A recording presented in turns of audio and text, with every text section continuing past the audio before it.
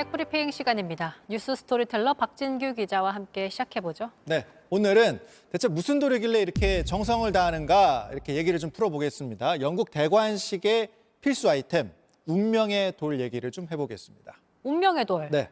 자, 전 세계 주목을 끄는 이제 며칠 앞으로 다가온 찰스 3세 대관식 얘기인 것 같습니다. 그렇습니다. 근데 그 운명의 돌 우선 좀 얘기를 해보면 네. 큽니까? 모양부터 좀 보시죠. 네. 이렇게 생겼습니다. 자, 약간 좀 넓적하고 평평하게 이렇게 생긴 이런 돌인데요. 네. 무게가 꽤 나갑니다. 150kg이라고 하고요. 이 운명의 돌이 대관식을 앞두고 특급 이동을 했습니다. 이 무거운 돌이 네. 어디서 어디로 옮겼다는 얘기입니까? 그걸 옮겼다는 얘기인데요. 네. 스코틀랜드 에든버러를 떠나서 런던으로 이동을 했습니다. 영상을 보시면 이게 현지 시각으로 지난 27일 옮기기 시작하는 그런 모습입니다. 보시면 그냥 막 옮기는 게 아니고요. 전통 복식을 한 사람들이 조열을 하고 있고 음악을 연주하면서 운명의 돌이 출발을 했습니다. 그리고 다음 영상이 대관식이 열리는 웨스트민스터 사원에 운명의 돌이 도착하는 그런 장면인데요. 이번에는 합창도 하고 또 어떤 의식도 치르는 그런 모습을 볼 수가 있습니다.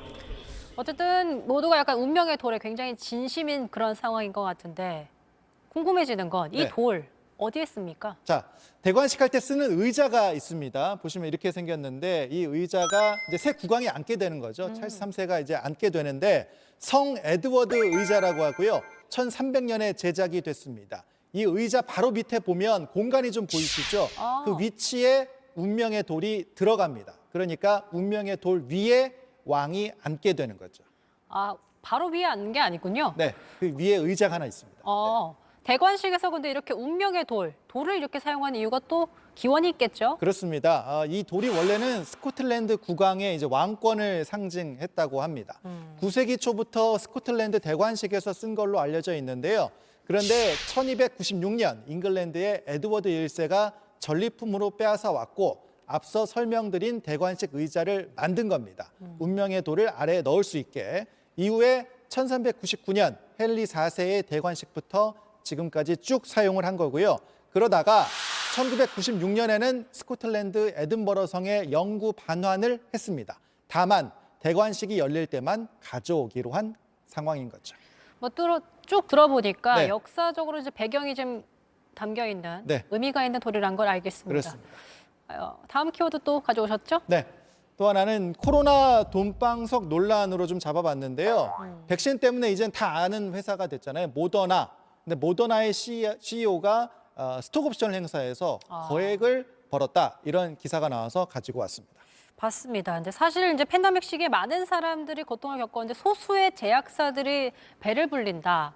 이런 논란이 좀 계속돼 오기도 했어요. 그렇습니다. 네. 미국 워싱턴 포스트 보도를 보면은요, 모더나의 CEO 스테판 방셀 CEO가 작년에 스톡옵션 행사로 3억 9,300만 달러, 우리 돈으로 약 5,270억 원을 챙겼습니다.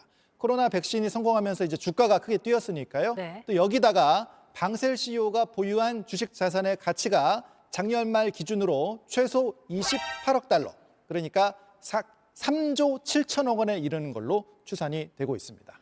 와, 듣기만 해도 정말 네. 천문학적인 금액이다 이런 생각이 드는데 그만큼 코로나로 막대한 수익을 올린 겁니다. 하지만 모더나가 물론 백신을 개발했기 때문에 뛰어난 회사인 건 맞지만 정부의 지원 없이 이렇게 됐겠느냐 이런 논란이 나올 수밖에 없는 배경이기도 해요. 그런 논란이 나오는 거죠. 사실 네. 모더나처럼 이렇게 급성장한 회사는 좀 찾기가 힘들잖아요.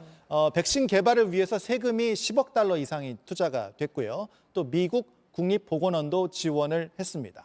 모더나의 돈방석을 곱게만 볼 수는 없는 거고요.